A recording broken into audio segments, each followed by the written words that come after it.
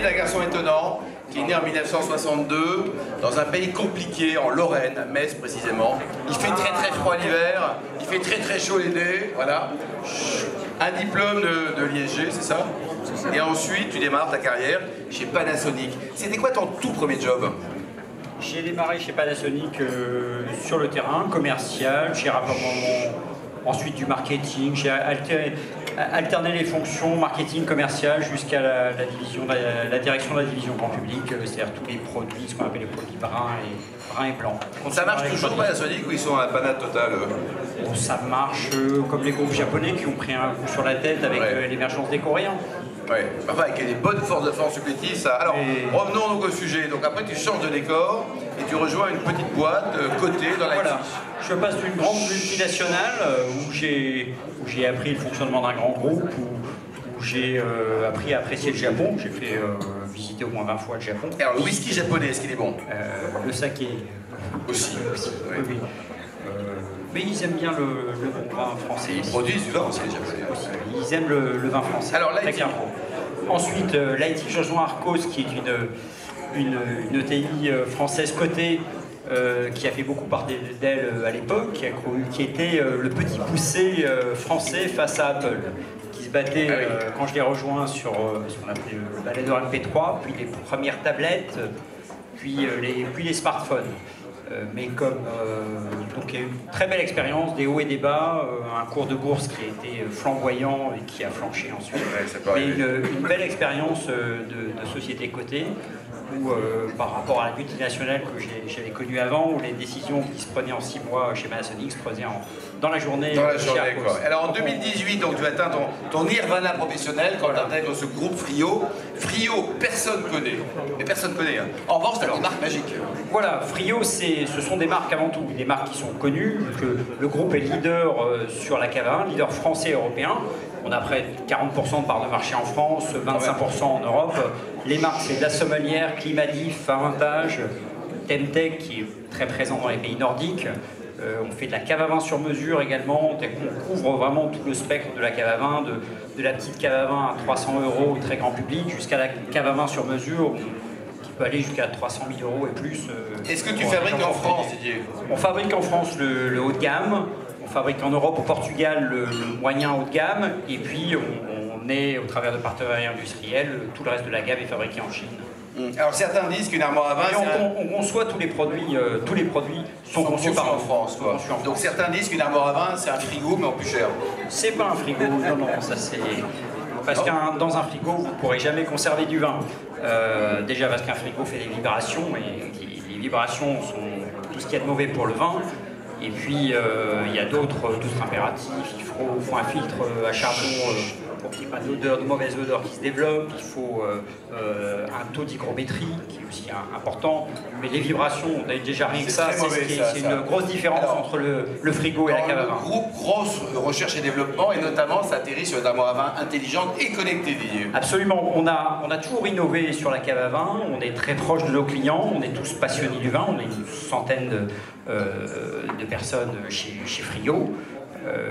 On est tous passionnés de vin, on a toujours innové sur le design des caves à vin, sur la manière de présenter les bouteilles de vin, et plus récemment sur la connectivité. Pourquoi la connectivité? Je suis parti d'un constat simple. Moi, je dirige le groupe depuis 5 ans. Je suis amateur de vin, et comme tous les amateurs de vin, j'ai un problème. Et si vous êtes tous amateurs de vin ici, vous avez ce problème. Tous un problème. Si vous avez plus de 100 bouteilles, je mets au défi quiconque ici de me dire qu'il sait exactement ce qu'il a, que son registre de vin est toujours à jour et qu'il ne laisse pas vieillir trop longtemps certaines de ses bouteilles. Voilà. Non, mais tout le monde a un problème, à part Laurent Bouchon, tout le monde a aussi... Laurent, il les boit toutes, comme ça, il n'a plus rien à la cave. On a voulu résoudre ce problème et on s'est posé un certain nombre de questions. On s'est entouré de spécialistes d'ingénierie, de connectivité. On s'est entouré d'Eolan, qui est une des plus grosses sociétés d'ingénierie françaises basée à Angers, donc à côté de nous qui sommes au Mans, juste à la même région. Et on a imaginé et conçu une cave intelligente et connectée. C'est-à-dire une cave qui sait mesurer toutes les entrées de bouteilles, toutes les sorties de bouteilles, reliée à une application que vous avez sur votre smartphone. chaque bouteille qui rentre dans la cave, chaque bouteille qui sort de la cave, elle met à jour automatiquement votre registre de vin dans l'application qu'on a développée, qui s'appelle Vinotac sur votre smartphone. C'est un produit unique au monde, c'est une vraie innovation française, c'est un produit fabriqué en France, qu'on a présenté au mois de janvier au CES de Las Vegas. On a eu un succès énorme et notre ambition est de se développer sur le marché américain, nord-américain maintenant, et c'est plutôt bien parti. Donc, il y a de l'innovation. Voilà. Alors, on a 1100 dirigeants de Troubadour Club. Si chacun prend 2 armoires à vin, tu nous fais combien de discount? Eh bien, avec plaisir, je vous ferai passer un code promo pour ceux qui sont intéressés. Est-ce qu'il y a une différence entre une armoire à vin de vieillissement et puis les autres de conservation?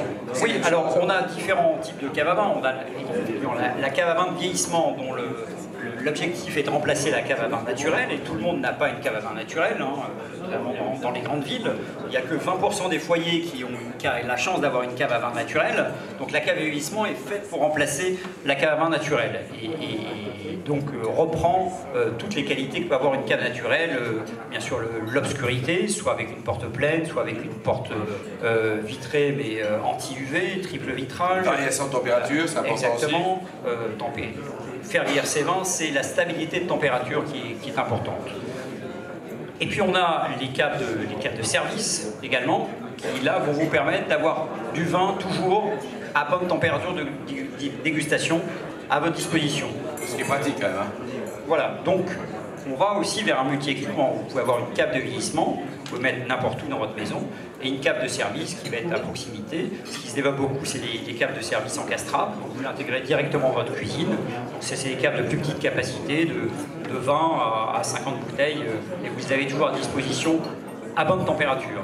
Souvent en double zone, pour avoir les vins blancs et les vins rouges à température idéale de dégustation. Didier, tu as vécu donc, dans un grand groupe, une multinationale japonaise, une petite boîte de côté. Là, tu es sous fond. Vivre avec un fond matin, midi et soir. Est-ce que tu dors tranquille, tu es heureux comme garçon? Ah mais complètement. Moi j'ai rejoint le groupe pour faire la transition avec mon prédécesseur et passer la boîte est sous LBO. On est passé donc sur on a vendu. On avait un fonds, on a vendu un autre fonds. J'ai eu la chance, j'ai pris le lead sur la vente à l'époque en 2019. J'ai eu la chance d'avoir 3 offres. Et j'ai choisi le fonds avec qui j'avais envie de travailler. Quel fonds? Azulis. Ah, Azulis, il n'y a pas une Christine, c'est aussi.